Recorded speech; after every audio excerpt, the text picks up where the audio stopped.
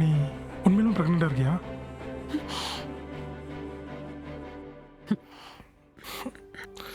So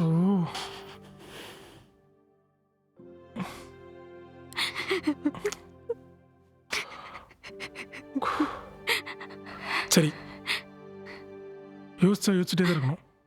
நான் சொல்கிறது கேளு. சென்னையில் 1000 டாக்டர்ஸ் இருக்காங்க இந்த மாதிரி விஷயம் சமாளிக்கிறதுக்கு. ஏதாச்சும் ஒரு நல்ல டாக்டரை பார்த்து இதை அபார்ட் பண்ணிடலாம். ஏய், என்னடி பார்க்குற?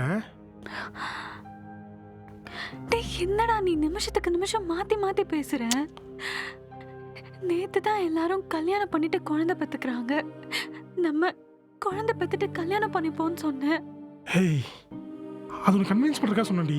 ஐயோ, கன்வின்ஸ் பண்ணவா? நீ அதை லவ்ல சொல்றேன்னு நினைச்சேன். அப்ப அது லவ் இல்லையா? அப்ப அது லவ் இல்லையா? கத்தாத கத்தாத. லவ் இருக்கிற கூட இருக்க. நீ என்ன நினைக்கிற? இது என்ன சாதாரண விஷயமா? கல்யாணத்துக்கு முன்னாடி கர்ப்பமாகறதெல்லாம் பெரிய பிரச்சனைடி. யாருக்கு பிரச்சனை? எனக்கு தான் பிரச்சனை. எனக்கு ஒரு பிரச்சனைனா நீ வந்து நிக்க மாட்டியா?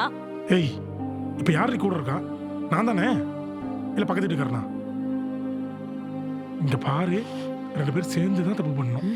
என்ன மட்டும் வில்லனாக்காத. நீ வில்லன் இல்லடா, நான் தான் முட்டாள்.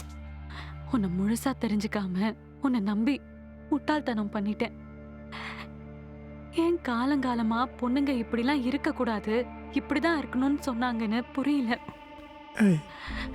பெரியவங்க எல்லாம் சேர்ந்து பொண்ணுங்களோட ஃப்ரீடத்தை கெடுக்கிறாங்கன்னு நினைச்சிட்டு இருந்தேன். ஆனா பாதுகாப்புக்காக தான் சொல்லிருக்காங்கன்னு இப்பதான் புரியுது.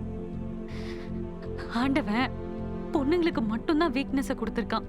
பசங்க என்ன தப்பு வேணாலும் பண்ணிட்டு ஜாலியா இருக்கலாம். இப்ப என்ன பண்ணணும்ன்ற? கோயில் போய் தாலி கட்டுவா, வரையா? வா வா, தாலி கட்டுறேன். இவ்வளவு நேரம் பேசுனில்ல, இப்ப பேசுடி.